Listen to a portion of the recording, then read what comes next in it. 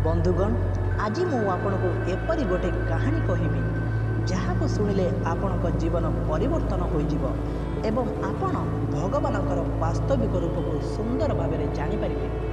तो आसतु जानिबा।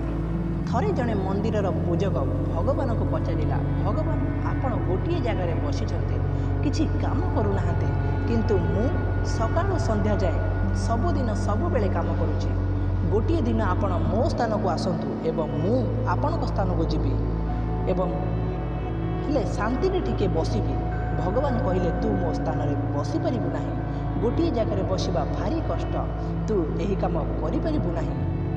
तथापि पूजक भगवान पाखरे गुहारी कला, मते थरे सुजोग तो दियंतु। भगवान तो परम श्रद्धालु, से भक्तर मनस्कामना पूरण कले। कहले तू खाली बसबू किंतु किछि कहबू नाही, कारण एठाकू बहुत प्रकार लोक आसी थांती। तापरे पूजक भगवान स्थान में बसिले। प्रथम दिन जड़े भक्त आसी भगवान को हुंडिया मारी 50,000 टंका हुंडी रे पकाइला।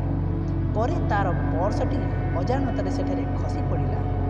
पंडित भगवान स्थान में रही देखुला भक्तर पर्स खसी पड़ी, किंतु से कहला नहीं, कारण भगवान मना करिसेंती तू काहाकू किछि कहबू नाही बोली। आउ जने भक्त आसिला 1 टंका हुंडी रे पकाई कहला, हे भगवान मते 50,000 टंका दरकार। यही समय रे से मंदिर रे सही पर्सटी पाइला एवं खुशी होई भगवान को धन्यवाद जनाइला। कहला, भगवान तमे केते महान, संगे संगे मो दुख दूर करदेला। भगवान को स्थान रे थिबा भक्त रागी जाई भाविला, गोटे टंका दे 50,000 टंका नहीं गलु, एटा चोर ओ ठकटा। किंतु भक्त किछि कहि पार न थाए, कारण ताको भगवान मना करिसेंती। परे आउ जने व्यक्ति आसिला, ता परिवार सहित से आसी थाए। भगवान को प्रणाम करी कहूଥାଏ, हे प्रभु मु 15 दिन पाई पानी जहाज रे जीवी, मते आशीर्वाद कर। मु भलरे भलरे जाई भलरे भलरे फेरी आसे, आसिले तम पाखरे 108 नड़िया पिटिबी। एतिकी बेले जार पर्सटी खसी पड़ीथिला से पुलिस धरी आसिला। तृतीय भक्त को कहला, मो पर्स एठारे पड़ीथिला, तमे नहीं जाइछ। पुलिस रे सही लोक ऊपर संदेह हैला, से जबरदस्ती करबाकू लागले पुलिस स्टेशन जीवा पाई।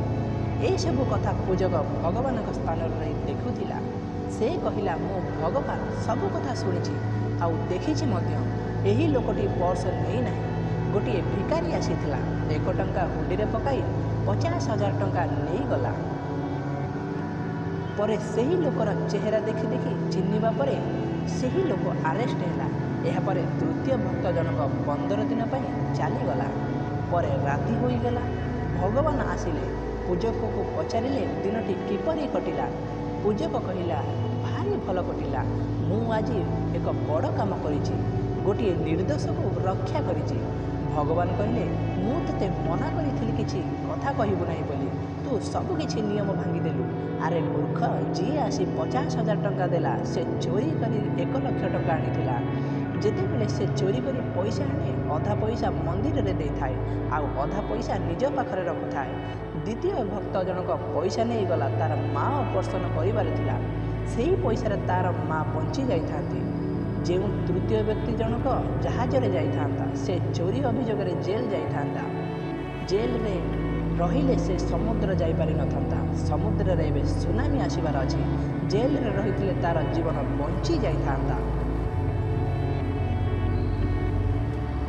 एथर बुझिलु तो पूजक मु कौन पाई बसी थाए, कारण आगु कौन हेबार थाए मु भल भाव जानी। यही सृष्टि मोर, यही समस्त प्राणी मध्य मोर, मु केबे काହାର क्षति करिबे नहीं। पूजक तार भूल बुझीपारि भगवान को तार क्षमा प्रार्थना करा और कहला, आमे साधारण मानव आपणकर रहस्य को बुझीपारिबुनि प्रभु।